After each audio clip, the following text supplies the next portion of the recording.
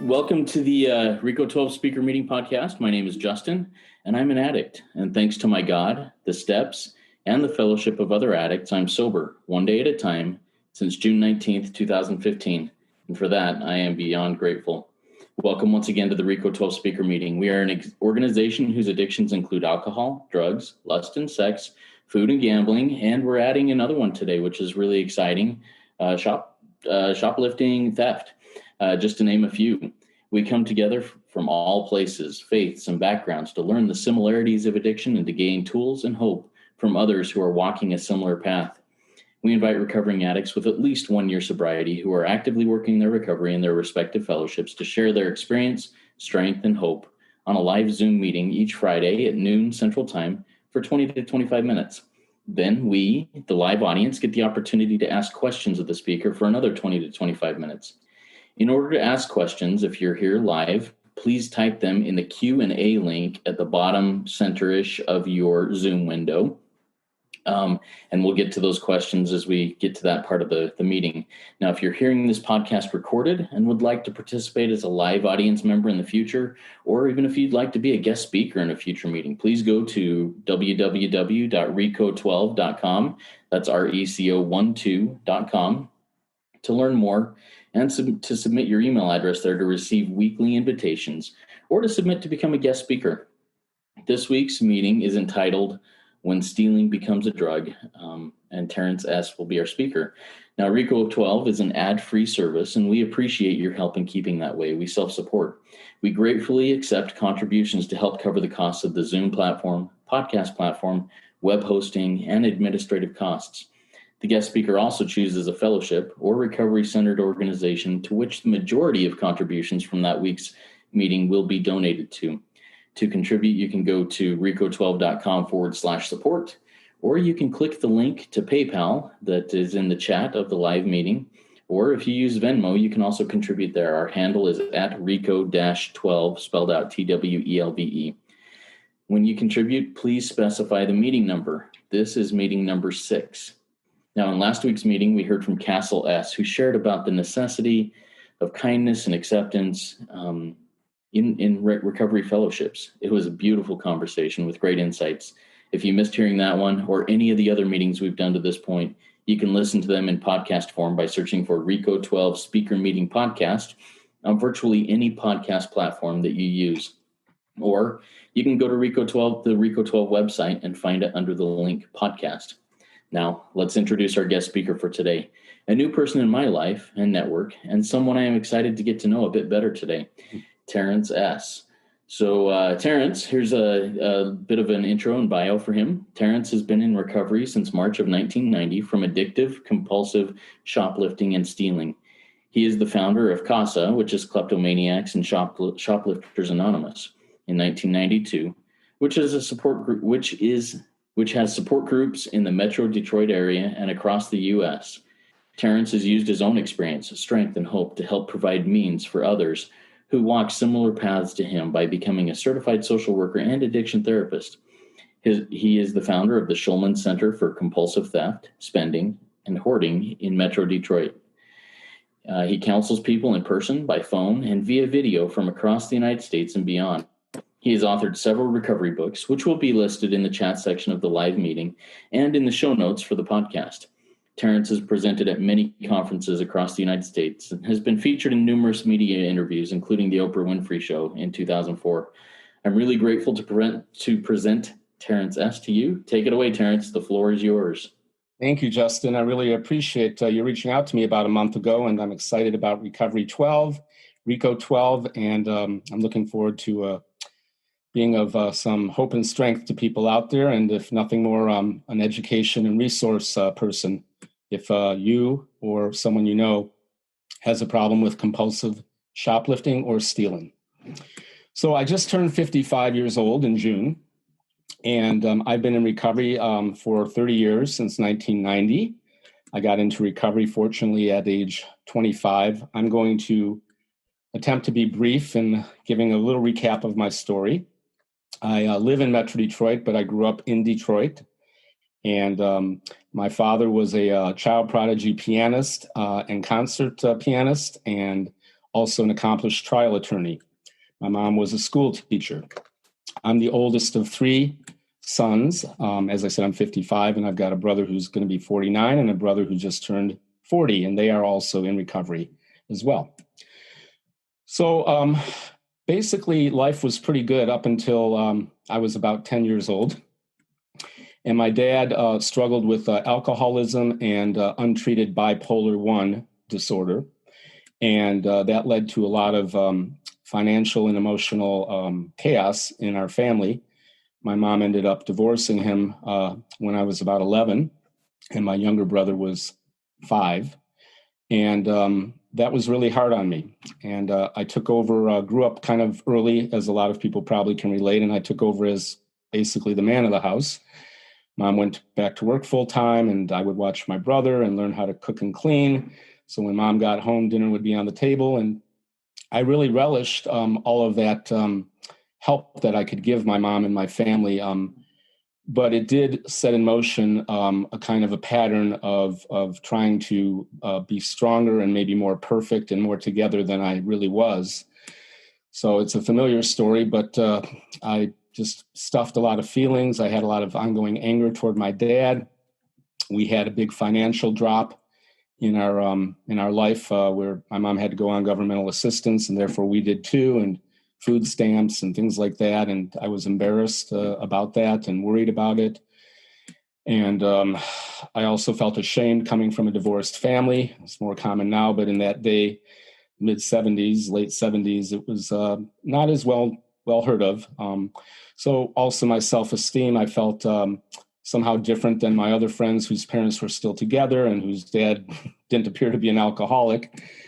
So while I hung in there and I did well in school, and I excelled in sports, and I was artistic, not autistic, but artistic in terms of drawing and things. And I was musical. I played the piano and guitar.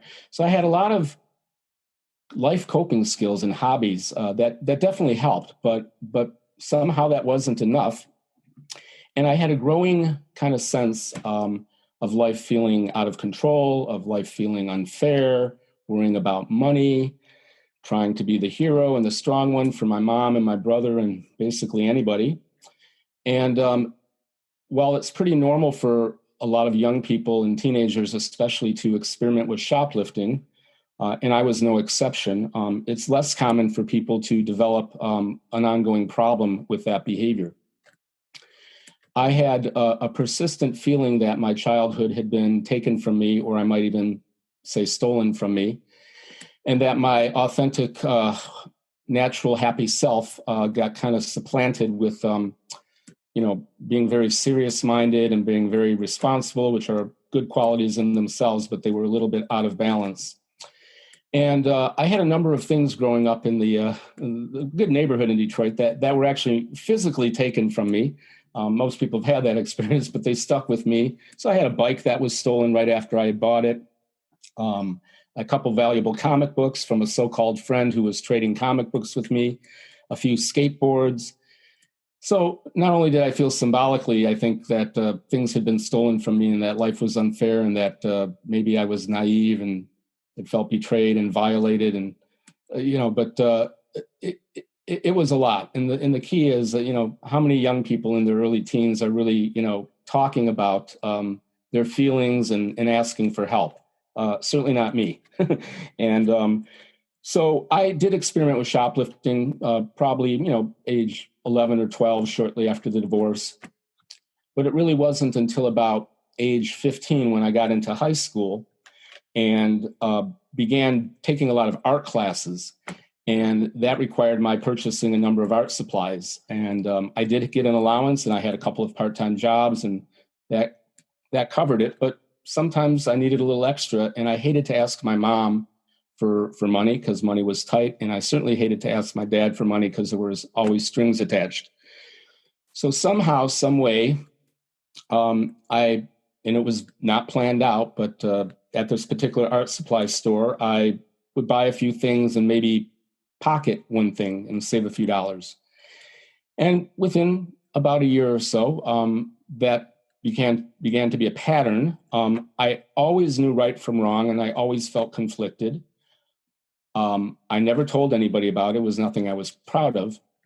But little did I know that this behavior was becoming at least a habit, and I had no idea that it would eventually become an addiction for me. So to kind of fast forward, after about 10 years, I'm 25 and I'm in the middle of law school. And there were times during that 10 years where I didn't shoplift at all for perhaps months at a time, and either by trying to stop it because I knew it was wrong or being occupied with other things. But I kept coming back to it eventually for one reason or another. And a lot of it was I just had this constant pressure to do well in school, to put on a brave face, to be there for everyone. And the first person I did end up telling when I was about 25 was a girlfriend I had at the time who I met in college. And she had confided in me that she was in counseling for bulimia. And I had no idea that that was going on for her. And there was an opening, and I told her, well, it's interesting you say that. I don't know how you're going to feel about this, but I've had this problem with shoplifting for a while. She was a little surprised, but not entirely, because sometimes I would take little gifts, and sometimes I bought her gifts, sometimes I took gifts, but she had a little intuition. Something was going on, but she couldn't put her finger on it. So to her credit, she was non-judgmental, and she suggested that I get into therapy. Something was off. I was otherwise an honest person, the kind of guy, which is not uncommon with the people I've gotten to know over many years who've had this problem. If you dropped a wallet or a purse in front of me, I would have given it back. That was not my kind of stealing. But I did finally get caught, to back up a little bit, in my senior year of college in 1986. So I was about 21. And I had been taking things from this particular store, always small things. I'm not rationalizing it, but I was not a high-end thief. But I would take cassette tapes, for those of you who might remember what those are. I would take books and magazines, things like that, rarely anything over $10. But the frequency would escalate at times. And I was finally caught, again, at age 21, my senior year of college. I was trying to shoplift under my sweater, a double cassette of Pink Floyd, The Wall. Some of you know that album, and it's a great album, one of my favorite albums. And it's all about alienation. And it was kind of poetic that that's what I got caught with. I was trying to exit the store, and they had these electronic gates that they'd never gone off before, but on this day, it went off, and I stopped right in my tracks like a deer in the headlights. I tried to get rid of the cassette tape under the counter, and but I was dragged back to the back of the store, and my heart was pounding, and I felt my life was over. I was afraid of three things. One, that I would go to jail.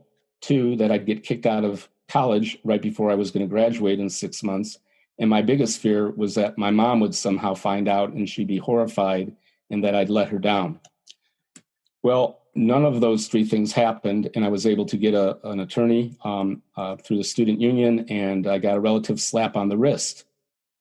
6 months probation, several $100 fine, keep out of trouble, and I had to do about 50 or 60 hours of community service. So I was relieved, and for a while, I thought I was cured. I was really good on my 6 months of probation. I did not shoplift at all. I think I had maybe a few temptations, but clean as a whistle. Unfortunately, I transferred my drug of choice, so to speak, into employee theft.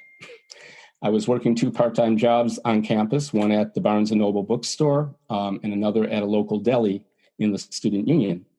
And at both jobs, we were entitled to very generous employee discounts if we wanted to get any sandwiches, or if I needed a book or a textbook, 30% discount if I recall. And I used that up until this point when I was on probation. And gradually I got the idea of like, well, why pay anything for a sandwich? I can make it and shove it in my backpack that was in a drawer, or I could take a book instead of paying for it. I was eventually fired from both jobs. They didn't tell me I was fired for stealing, but I had the idea that they were on to me. And so I lost both of those jobs. So now I had very little income, and I'm about to graduate with a degree in English literature. And I was really a lost puppy. I didn't know what I was going to do with my life. When I got off probation, it was around the time I graduated in May of 1987. And I had no direction in my life. I had a degree from the University of Michigan, one of the better colleges in the country, and certainly in the state of Michigan at that time. But I had no idea of what I was going to do for a living. I did end up going to Europe with a couple of buddies of mine after I graduated and spent 6 weeks there and lived very close to the bone. I had hardly any money to spend. So I always prided myself how, for some reason, I'm living very frugally. When I came back, I moved in with my mom in the suburbs of Detroit. We had moved out of Detroit by that time. And I worked odd jobs as a waiter, painting houses and things like that. And my self-esteem was really in the toilet. And for a year I drifted, and because money was tight and I was feeling pretty lost, I began to shoplift again periodically. And I knew the risks and I knew the consequences, but that didn't appear to deter me much. After about a year of drifting, my dad, who I'd been not exactly estranged from, but he had gotten his act together. He had remarried. I had, in 1988, I had a half-brother who was 8 by my dad and my stepmom, and my dad had stopped drinking, and he persuaded me to apply to law school. I didn't want to be a lawyer, but I didn't know what else I wanted to do, and I did want to be close to my dad, and he made it sound like a sweet deal. He said, "I'll help you with your studies. You can come to my office and I'll give you some work to do and pay you well." So that was it. I applied and got into Detroit College of Law in the fall of 1988. And I turned over a new leaf. When I got into school, my dad was there for me. And I'm thinking, I can't shoplift anymore. I'm going to be a lawyer, for God's sakes. But while things were going pretty well, school was a little tough. And then my dad, at age 48, suffered of severe stroke and almost died in late 1988, a couple months after I was in school. And it felt like the carpet had been pulled out from under me just as I was getting some direction in my life, and just as my dad and I were getting closer for the first time in a long time. And as you probably won't be surprised to hear, within a very short period of time of my dad going into the hospital, he did live, but he was in the hospital for many months. And when he got out, finally, he was in a wheelchair and was not able to practice law or do much else. I began to shoplift again. And I felt just like in total conflict. But this somehow became my way. It was certainly an indirect cry for help. I didn't realize that at the time, but it was a way of somehow getting some kind of relief or making up for all the things that weren't going well in my life. And there were many. Now, I was never a very spiritual person or religious, but I did have a number of things that happened that were fortunate, and people in my life who I consider to be guardian angels. The first one was that my dad survived. So that was one, even though he was greatly impaired. The second was that I did manage to barely make it through my first year of law school with a C average. Anything less and I would have gotten the boot. So I did have a choice point about whether to continue for 2 more years, but I had no other ideas for my life and no other structure. So I continued on. I was also taking out more student loans. I had taken out loans for my undergrad, and I had taken out loans now for my college, and I was getting very nervous about how I'm going to pay that back. But I continued in law school, and I got through about another half a year. So I'm a year and a half into my 3 years, and it is March of 1990. I'm just shy of 25. And by this point, things were really unraveling. My girlfriend, who I was still dating for 3 years at that point, I cheated on her, told her about it, but we broke up. I was very upset about that and very ashamed of that. My dad was drinking again and on the verge of divorce. My 2 younger brothers were suffering greatly because of my dad's physical condition and his drinking. And I was muddling through law school, taking out more loans, not into it at all, but having no other idea of what to do with my life. And I also began to steal from the law school library, where I had a part-time job at the front desk. We were in charge of selling Xerox copy cards for the copy machine in the library. So people could buy a $1 card, a $5 card, a $10 card, or a 20. And they really had no system there of oversight. You just put the money in an envelope. And I began to take money. Now, what I did with this money, I didn't buy anything fancy, but somehow it just made me feel more comfortable to have a little more money than I had. But also, I think emotionally, again, it was an indirect cry for help. It was obviously a distress signal. And I was, I think, filling a void, and it was somehow making me calm or feeling like I was making life a little right or a little better for myself moments at a time. You know, we all like to get free stuff. Not everybody crosses the line that I did. But the way I kind of look at it is, why wait for life to throw you a freebie when you could take it yourself? And I didn't have that all planned out in my mind, but I think that was partly what was going on. I was using it as a mood regulator. So I was in deep conflict, and I finally got to the point after breaking up with my girlfriend, or her breaking up with me, feeling like a total hypocrite, stealing while in law school, very helpless and hopeless around the situation with my dad and his drinking and the marriage to my stepmom, and yet going back and forth from wherever I lived at the time to try to help him and my stepmom and my younger brother, my half-brother. So it kind of reminds me of the Michael Corleone line from The Godfather, if any of you are familiar with it. Like, I was trying to live a straight life, straight and narrow, but I kept getting pulled back into the family drama and that old role of being the hero and the giver and the helper. And it was overwhelming me. I realized later that I was going from one pole to the other. I was either being, I had a very active super ego, so to say, where I was really feeling a lot of obligation and duty to my family. And then I would go and act out or steal to take the edge off. Again, I didn't have this all in my mind at the time, but I finally hit the bottom, or a bottom. I'm hoping it was the bottom so far, knock on wood, where I got to the point where I had felt at least mildly suicidal. And that, fortunately, scared the bejesus out of me and led me to come clean with my mom, who I'd always been close to. And I basically came to her and said, I think I need to see a counselor. I'm depressed. I'm lost. My self-esteem is in the dumps. I can't deal with all these things going on in my life that are going the way they are. And this was the hardest part to tell her. I then said, Mom, there's one other thing I have to tell you. I've been having this problem with shoplifting on and off for about 10 years. And her mouth, her jaw dropped open. She had no idea. To her credit, she didn't yell at me. She didn't give me a lecture. She didn't say, I didn't raise you that way. Who the hell are you? What she said was, yes, let's get you to a therapist like today.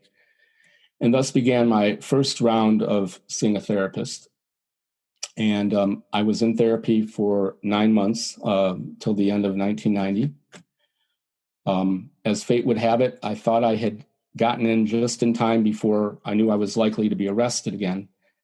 But I was arrested again 1 week after I got into therapy in mid-March of 1990. Of course, that added more stress to my life, and my mom was, of course, upset. And now I figured I'm in law school halfway through it, and I'm probably never even going to be able to be a lawyer. So it was very stressful waiting for that court to resolve. But I did end up pulling myself together, getting through the court, and I learned a lot in therapy about what was driving the shoplifting, and it was very helpful. So I had anger that I was displacing. I was trying to be the hero all the time, and I had to learn how to say no and take care of myself, and those were easier said than done. But I was continuing to shoplift even after my court got resolved. And so at the 9-month mark of therapy, my therapist finally said to me, I don't get this. It's like you're addicted to this. And I had a light bulb moment, I swear to you, where I had never thought about shoplifting and addiction in the same thought bubble. I knew about alcohol and drugs and even gambling, but it made sense. After all, my dad was an addict, and, maybe I was more like him than I cared to admit. So that was a turning point. And though I discontinued therapy, I did find an article in the paper the following week about some local support groups for addiction recovery. And I went, and though I was one of the younger people there, and most people had drug and alcohol problems, and I was certainly the only one who was a shoplifter, they took me under their wing. And then eventually I did get my law license. I had to go through a series of interviews. And I had a very well-known attorney who was my next door neighbor growing up come to bat for me. I had a letter from my therapist because they wanted to know, who is this guy who's stealing, and has a criminal record. And they gave me a chance, and I was licensed to practice law in early 1992. I did that full-time for 3 years. But in late 92, I started a support group called C.A.S.A, Cleptomaniacs And Shoplifters Anonymous in Metro Detroit. And I found that I got help from the group, and the group got help from the group. And this was a missing piece. And that group almost didn't actually get birthed, because I would show up at the church every Wednesday night for 14 consecutive weeks before the first person came through the door. So there's a lesson about persistence. And now the group is coming up on 28 years old, and that eventually led me to go back to get my master's in social work from 1995 to 1997. And then I practiced in the drug and alcohol field at a local clinic for about 7 years. And then 16 years ago in 2004, after I completed my first book, Something for Nothing, Shoplifting, Addiction, Recovery, I went into private practice. And my main specialty is working with people who compulsively steal. Shoplifting is the most common form of theft. Employee theft, second most common. And then third, people who take from family, friends, sometimes strangers. But it's been a real gift and a real blessing to turn lemons into lemonade. And I have had the joy to write other books and to have many media appearances and to help start support groups throughout the country and beyond. Last year, my book, Something for Nothing, was published in Japanese in Japan, because through my research, this is a global problem. And I'm going to wrap up in a minute. And I know this is a controversial kind of topic, because a lot of people have not thought of stealing as an addiction. We do know there are professional thieves out there. I was not one of those. We do know that people often steal to support an underlying addiction: drugs, alcohol, gambling, and increasingly over shopping, overspending, especially when the credit cards get maxed out. But this can really be an addiction, because it does look like a duck, quacks like a duck, walks like a duck. And sorry to the vegetarians out there, it could taste like a duck. It's got all the same markers. And so now, being in recovery for 30 plus years, I still have to keep an eye on it. But it has allowed me to have a beautiful life. I've been married 18 years, together with my wife, 21. I've been living in the same home here in Metro Detroit for 20 years. I love my career. I love helping people. I've got a lot of friends that I've met over the last 25, 30 years who my life truly and literally is an open book. So I got a lot of good people in my life. And it's just a real joy to educate people about this kind of addictive behavior, because about 10% of Americans, according to some research, have a perpetual problem with stealing. And most are good people, and punishment or white knuckling it is usually not enough. I'm not saying that everybody who steals is addicted to it, but this kind of way of looking at it often does fit well, and is, I think, not a cure, but a solution to arresting the behavior, pun intended, and helping people get to the core of what's going on and make other positive changes. So I'm blessed to be here as a gratefully recovering shoplifter and theft addict. And I want to say thank you for listening, and I'm really looking forward to some good questions. Thank you, Terrence. That was really cool. Gave me some things to think about. I really enjoyed your relating of the time you got caught. And not to make light of it, but I would have been heavily tempted to lift a Pink Floyd The Wall album too. A great album. But I'm grateful for your relating of that experience, and I will likely ask you a follow-up question on that in a few minutes here, depending on the questions that come in. So before we get to the questions here, and I would just want to remind everybody, in order to ask a question, type it in the Q&A section below at the bottom of your Zoom screen. We'll get to it. But before we do that, I'd like to give you about 60 seconds or so to share with us a little bit more about C.A.S.A and why you chose that organization as the one you want any contributions that may come in from this meeting to go to. Sure. So C.A.S.A is 28 years old, and we do have chapters around the country, maybe about, we've got 4 chapters here in Metro Detroit and maybe about 20 across the country. And it's very hard to get a vibrant group going, in part because of the fear and the shame around stealing, thou shalt not steal. And we do rely heavily on court referrals to our programs. I'd say in our Metro Detroit meetings, we have probably 75 to 80% of people are directly court ordered to come as part of their probation, similar to how many people get referred to AA and NA. I did register it as a LLC nonprofit about 10 years ago, officially. And what we do and we are authorized by the AA World Headquarters in New York to use the term C.A.S.A, Cleptomaniacs and Shoplifters Anonymous, and we incorporate the 12 steps with our meetings. And we do have phone groups that are listed on our website. If people don't have a local group in their area, there is a listing of the local groups on my website. And we do have, I do have a private email group for mostly clients of mine to participate. But what we do with any donations is there are people who call us who are indigent or from in jail or prison who maybe want literature sent to them. On occasion, we can get a book sent to them. My book, Something for Nothing, or I wrote a book about employee theft. And also to subsidize sometimes therapy for people who maybe can't pay a full price for therapy. And there's other things we do as well as copies and postage and things like that. Awesome. Thank you, Terrence. I appreciate that. All right. So we've got a question here from C.A.S.A, one of our attendees here. C.A.S.A says, Terrence, you are amazing. Thank you so much for sharing. What was it like for you to come to terms with your addiction, being like others may have seen it as not as serious as others that are out there that we may be used to hearing about? Right.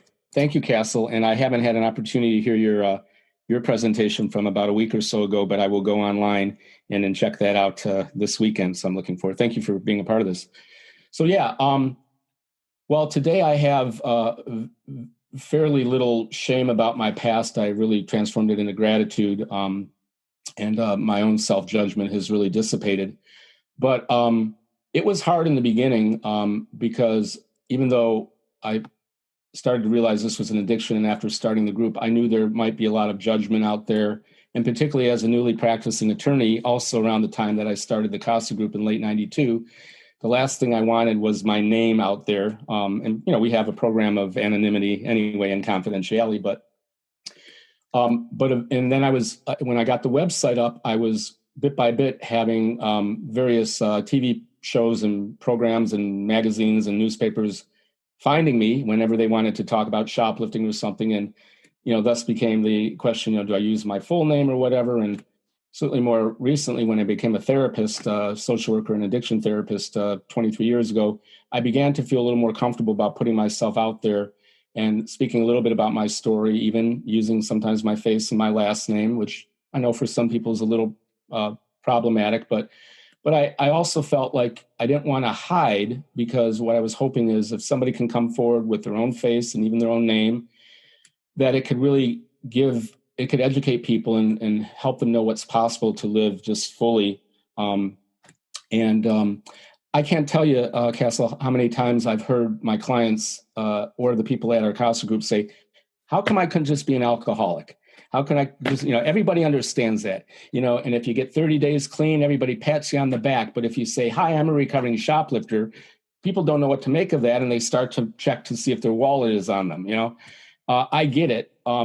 My standard response to that is, I get it.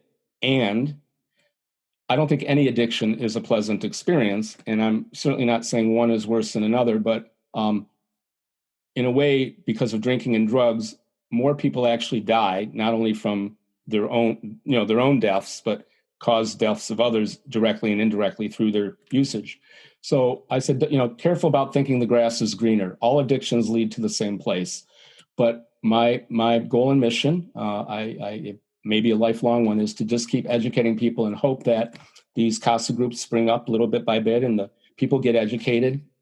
And I've never made an excuse where I've said, just because something's an addiction, that it means like you get a free pass or you get out of jail free card. No, there's natural consequences. My only thing is to say, if you're going to lump everybody into a category as just a plain thief, you might want to slow down, because that usually isn't accurate and it's not always very helpful. Not usually helpful. So I don't know if I answered your question, C.A.S.A, but one of the things I work on is reducing the level of shame. I mean, some clients have to have a little healthy shame in a sense where they don't even feel bad at all about what they're doing, or at least they don't realize they're hurting people. Because many of the people I work with and what I did, I was taking from stores, not a person, and I was taking from work, not a person. And so we can depersonalize it very quickly. But as I've done the research and realized it has a lot of negative impacts, not only on me, but on everybody. The prices go up and then we complain about it, but we're part of the problem. People lose their jobs, less of a tax base in terms of the profit at the end of the year for many companies, retailers and beyond when there's theft. So whatever you think about taxes, let's assume some of it goes to good use, our public schools, our roads, parks, projects. And it has I myself as one person am not making a huge dent on all the social problems and the financial problems. And I think the biggest thing is, this is a little off the subject, but we live in a time where the value on honesty and truth and I think something's happening. I mean, there's always been stealing, but I think now, it's really an epidemic.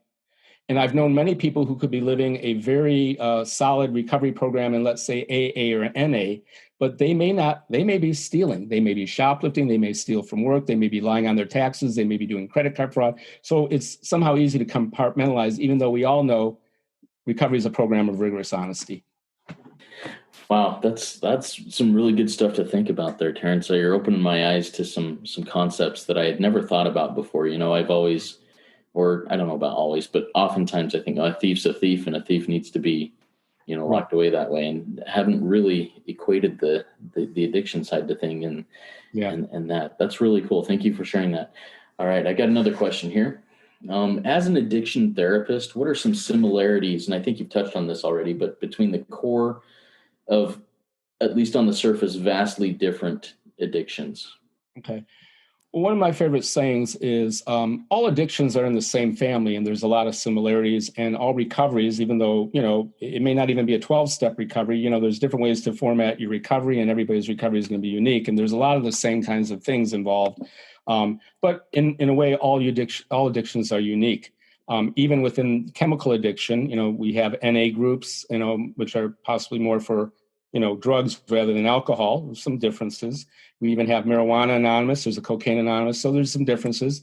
Even with gambling, which recently kind of moved into the DSM-5, the book of the psychological disorders that gets updated every 15 to 20 years, that actually got moved from the impulse control disorder category, where kleptomania is, into the substance use disorder, SUD, category with drugs and alcohol. So they're even moving a behavioral addiction into a category. So I don't want to go too quickly and throw the baby out with the bathwater, because I know some people will say, are we calling everything an addiction now? We got to be a little careful, don't we? But if gambling addiction is accepted as a legitimate addiction, then almost any behavior can. So shopping addiction is not yet fully recognized, though that is something I also work with and treat. Hoarding, while that also made it in, hoarding disorder is not exactly an addiction, but there are 12-step groups called Clutterers Anonymous, and it can mimic an addiction in a number of ways, and recovery is often the key, ongoing recovery. I think specialization is important in terms of addiction treatment, because even if you're a great addiction therapist, it's almost impossible to understand the nuances of all the different addictions out there. That's why there are eating disorder specialists, gambling addiction specialists, sex addictions. So I think we're moving into a world where it's almost maybe too subspecialized, but that's primarily what I treat, is the stealing behaviors, secondarily shopping and spending problems, thirdly hoarding. So again, I don't know if I answer your question, but we do know the days where people go into treatment or recovery with having only one addictive behavior are few and far between. So many treatment centers are getting wise to this, and they're realizing if you go for a gambling problem or a sex problem, they educate about all these different addictions, and sometimes people reveal that they have had or currently have. And we're always trying to warn people about not trading Peter for Paul. So and that does happen a lot. But anyway, great question. I hope I answered it adequately. Awesome. Thank you. Thank you very much. Have another question come in from our audience. Heather says, thank you so much, Terrence, for sharing your story. Your journey is inspiring to me. I'm curious, what literature do you use in C.A.S.A? So while we do kind of have the C.A.S.A name, each group is a bit independent in terms of what kind of literature. One of the things we've been trying to work on is getting some kind of universal national literature. But whether the phone groups, there's 10 different phone groups, weekly phone groups that are free and listed on my website, and they're bracketed in different groups, and they have different people who facilitate it and in different ways, and they have developed their own literature. So there is some information on our website. There is my book. There are some other books out there too. We use some different forms of literature at our local meetings, which we are now doing by phone for the last 4 months during the COVID crisis. But if you have any desire for literature, I would suggest you first go and look at the website, and you can copy anything and print out anything. My book has a lot of good stuff in it. You're welcome to copy anything from the book and use it for your personal use. And if you wanted me to mail you or email you some literature, you can contact me by phone, email, or in the mail, and I will get you some of what I have. But we're still kind of working on some kind of national kind of literature. There are a couple groups that are called Shoplifters Anonymous. We stopped using that name for our website because there was a little bit of a trademark and copyright kind of battle with a company from New York about 10 years ago, and we just now use Cleptomaniacs But I do want to just say, everybody has heard the term kleptomania, and certainly that was what I thought I might be initially, but in my research then, and even more in the last 30 years, kleptomania is a very, very, very, very, very, very rare condition affecting maybe 0.5% of the population, mostly women. And it's a little bit different than what I call addictive-compulsive stealing, even though addictive-compulsive stealing or theft addiction for shorthand is not yet recognized. My hope is that that could maybe be included in the DSM or more broadly, because a lot of times kleptomania has different kind of criteria. It's more of an impulse control disorder than a compulsive disorder. And there's other differences too. But anyway, I'll stop there, but I hope I answered that question too. Awesome. Thank you, Terrence. I put a couple of links in the chat for your website there. So that those who are live here can do that. I'll put it in the show notes for the podcast listeners so that they can go to that. Yeah. All right. I've got another question here that I'm going to go to the one that I first referenced when I started off this segment with the first time you got caught. So my question is, do you think that a heavier punishment, perhaps your mom being informed at that time or something like that, would have woken you up a little bit quicker to your situation? Or do you think that would have continued no matter what? Right. Well, I can't say for sure. It's all speculation and hypothetical. But probably for me, not. I think that would have I think getting me into therapy right away was probably the best thing. I don't think, in general, I don't think yelling at somebody. I've had a number of clients who've theorized that if my folks had been harder on me, maybe, but then I've had many clients who said, I think they were too lenient on me.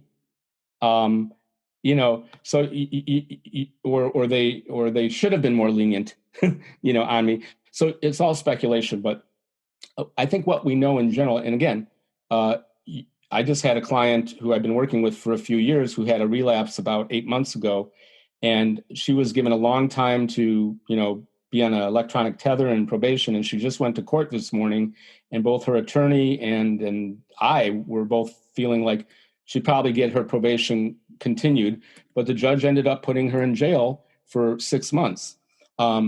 And I just found that out this morning. So every judge might be different in terms of how he or she sees it, every prosecutor. And there are a lot of defense attorneys who don't understand this. And they sometimes, I've heard from clients, will make a comment like, I can't believe you got caught again. I'm glad you're calling me to pay me, but, what are you, stupid? That they literally said that. And I've had clients who've gone to a therapist, maybe even an addiction therapist, and say, I think I have a shoplifting problem. And they'll get a strange look, or they will quickly find out that the person doesn't know really what to do with this. They may just simply say, well, can't you just avoid stores? And that's like the whole solution. That's like telling the alcoholic, can't you just avoid people who drink? Well, even if you could, which is improbable, that's not what all of recovery is about. It's much deeper than that, I'm not a parent myself, so I'm very sensitive about what each parent or parents think is the best way. But I often am fond of saying, play the middle. So don't underkill and don't overkill. Address it early. There may be some consequence that is appropriate, but also it's a teachable moment, or usually it's a sign, not always, but usually, that something is going on. But I understand the tendency to treat it as a bad behavior that you want to correct quickly. And that may help with some people. I'm not saying it might not, but often it doesn't really investigate or go, because often kids and adults, and basically adults are big kids, we're displacing our anger. It might be, so taking it out that way. We're filling a void. We're anxious and we're using it as a mood regulator. We're depressed and we're using it as a pick-me-up. There's a rush, a high, relief. There's all kinds of things we might be getting out of it.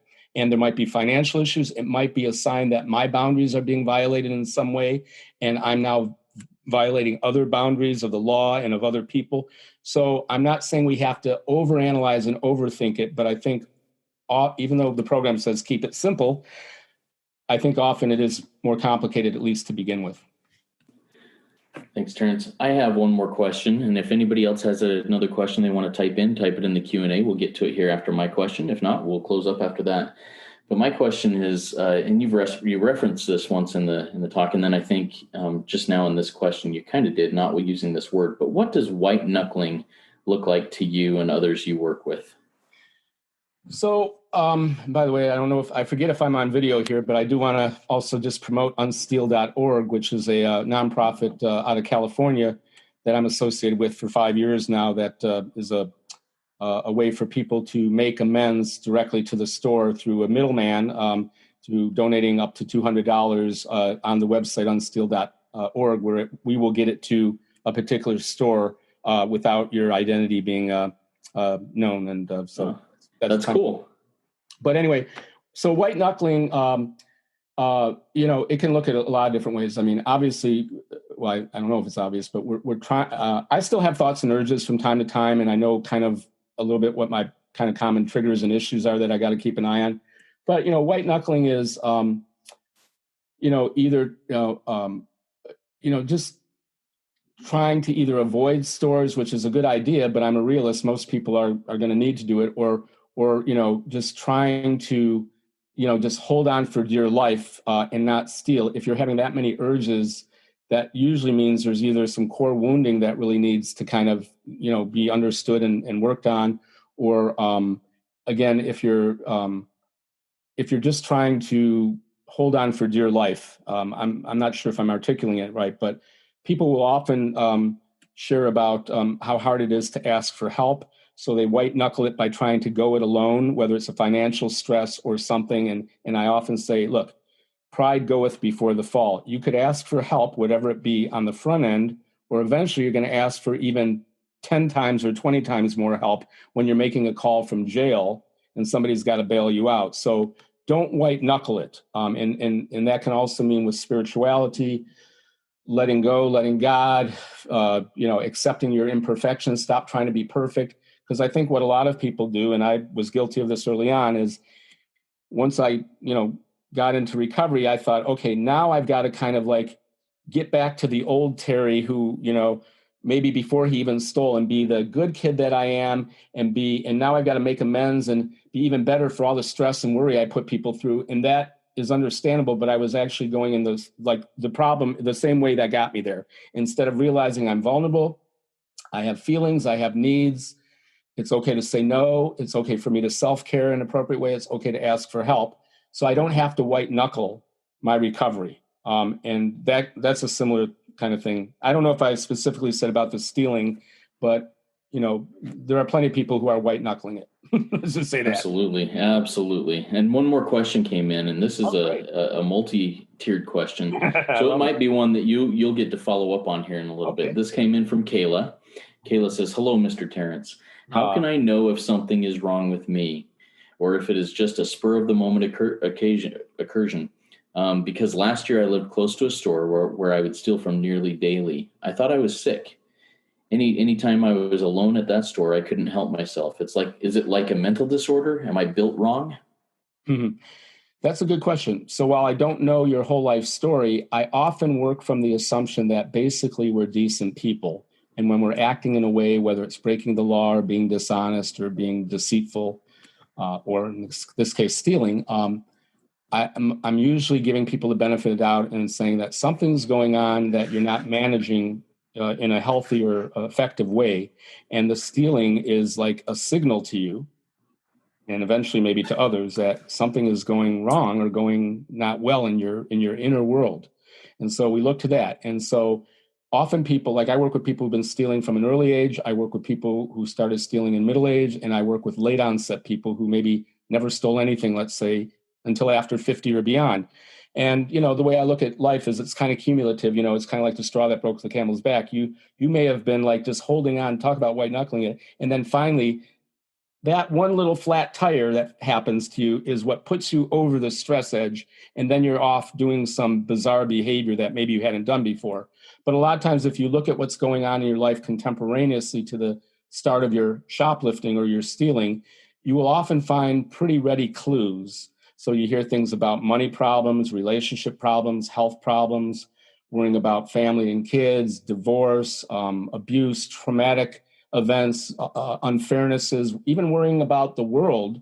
So we know during COVID, there may, obviously for people who are in recovery, it's a tough time, but there are a lot of people who maybe never had a drinking problem, but now they're starting to have a drinking problem. Never had a shopping problem, but now they're shopping too much, particularly online. Never had a stealing problem.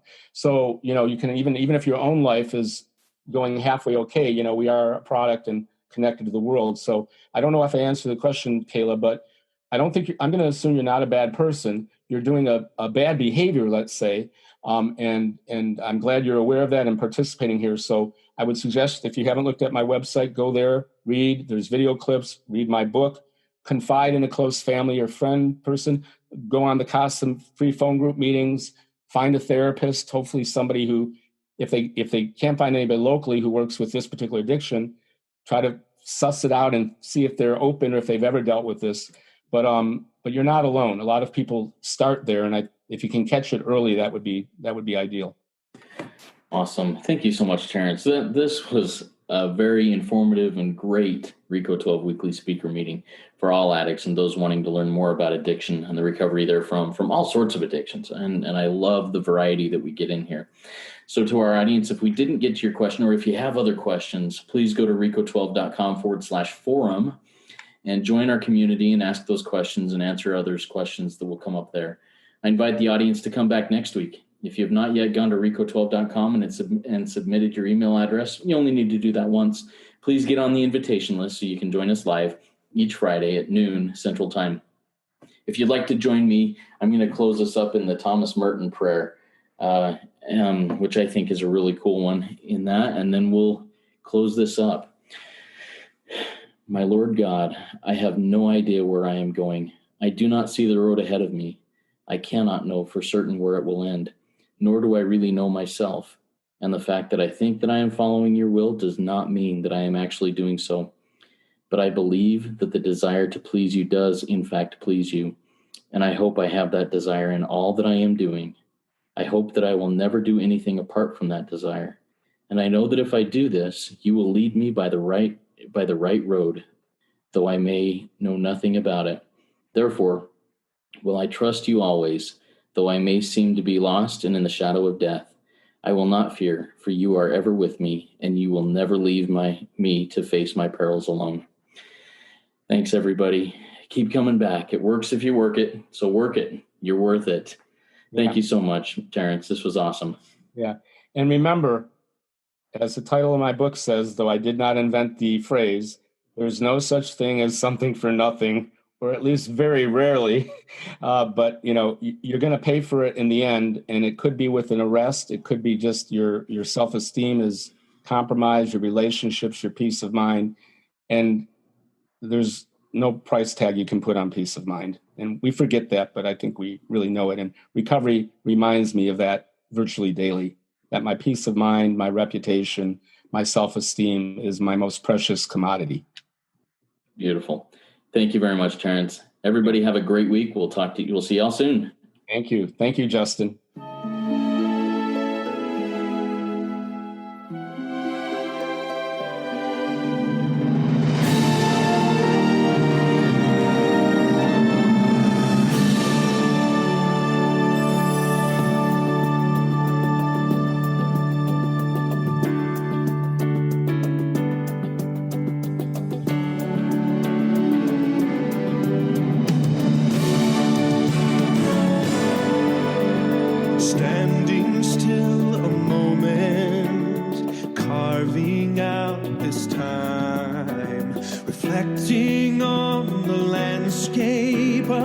life of mine. Peaks too high to conquer, streams too wide to cross, troughs too deep to walk through without incurring loss. Yet here I am, still standing tall, despite the rough terrain. One like me survived the storms and walked through wind and rain. Still standing, I will fight the good fight, still searching for glimmers of light, feet still on the ground. I can still be found, standing still.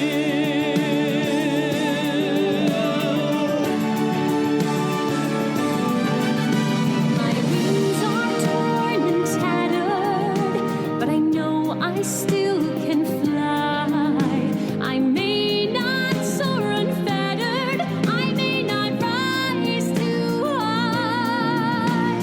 Recorded in the book of life and binded with the seal